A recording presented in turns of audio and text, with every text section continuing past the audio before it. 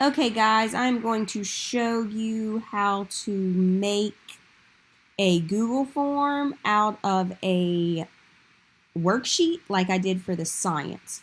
So what you want to do is go to your Google Drive. I have that pulled up right here, just full screen so you can see it, and then I'm going to have to minimize my screen to show you where I put my worksheets.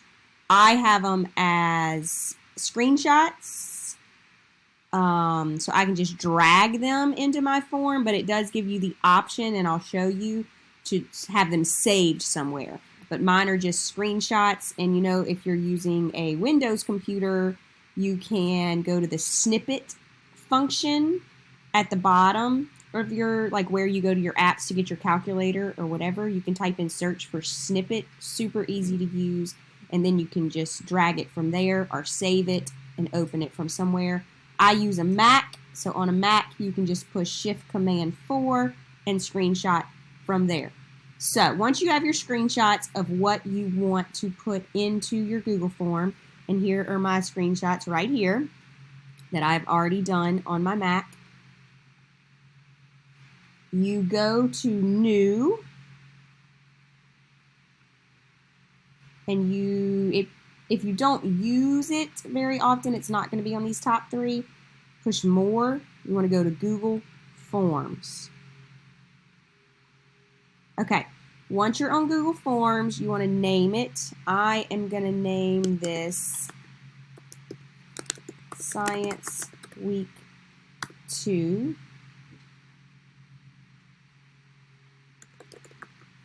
Natural disasters, because that's what is on our pacing guide for week 2.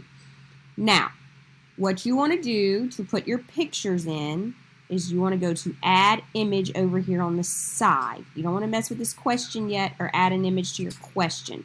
You want to go over here to the side and do add image. Now, at this point, you can browse your computer if you saved them on your computer, or you can go to your Google Drive if you saved them there. Again, mine are already over here on the side of my screen, so I can drag and drop here.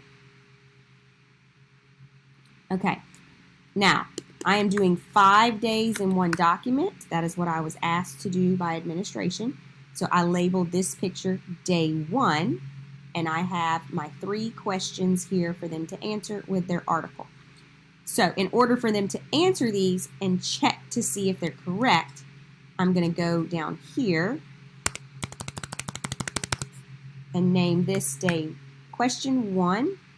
I'm going to add 4 options, and I'm going to change these to A, B, C, and D. Okay? Now, you don't have to do that for every question. There are 3 questions, so I can just do duplicate, and now I've got my A, B, C, and D already done. I just need to go and change this to question 1, 2, and 3. So those are multiple choice. Now, I haven't done one without a multiple choice. I have one in this pile, but you can change it to be a short answer, a paragraph, check boxes, a drop-down menu.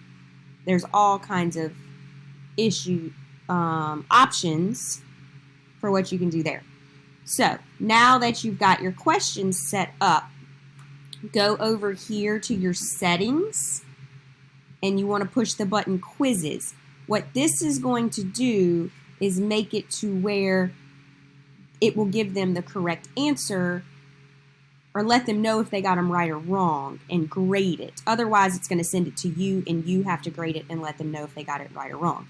So if you push make a quiz, I want it to tell them their grade right after they submit it. And it's going to tell them how many points it's worth, the correct answer, and missed questions. I'm not really making it worth a certain number of points, so I'm going to get rid of point values.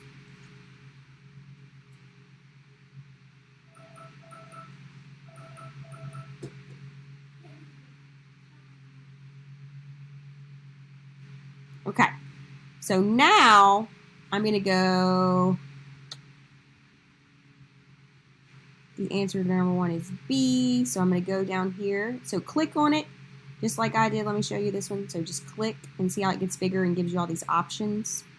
Go to answer key, and B is the correct answer. If you wanted to do a point value, this is where you would add it here. Again, I'm not doing it worth any points. I just want them to be able to check it.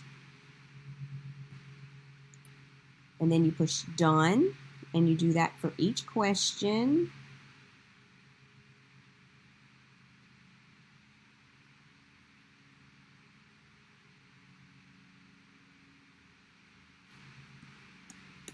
This one's answer is C.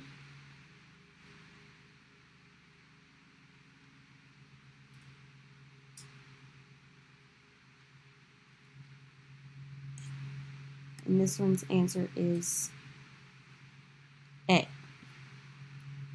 So I have done day 1, as you can see.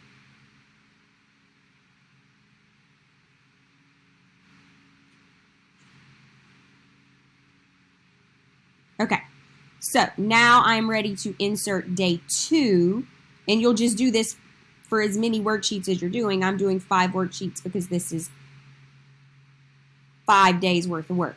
So I'm going to tell it I want to add another image. Again, I can have it saved somewhere and go and pick it up on my Google Drive, on my computer, or you can drag and drop.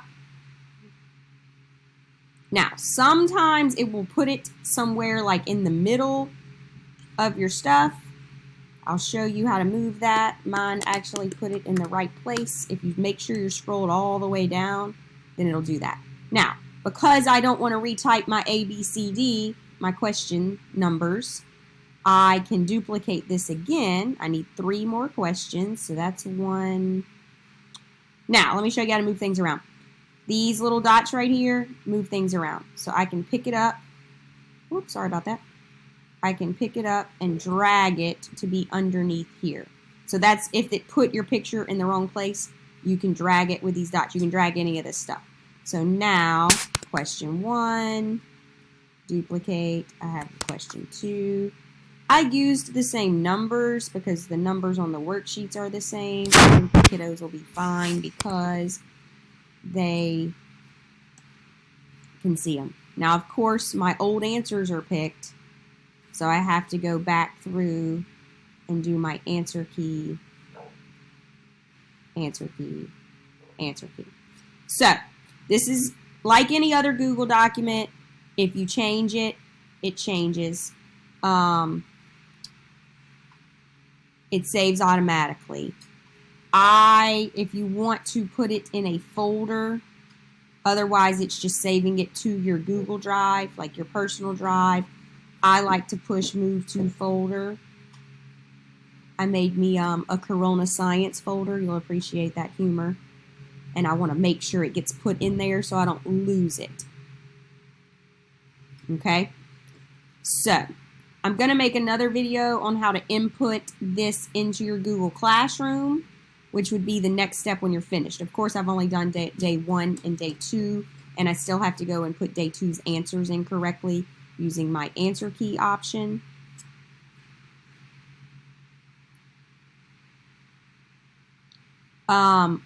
I would say for me and what I want for my kids, I did go back into the settings and I put limit to 1 response.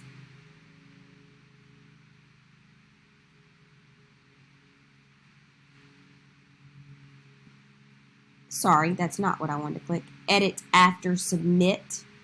You might want to unclick this box just because if for some reason a parent is signing in and using a code to get into your classroom, I don't know if they don't have an @centralcss.org.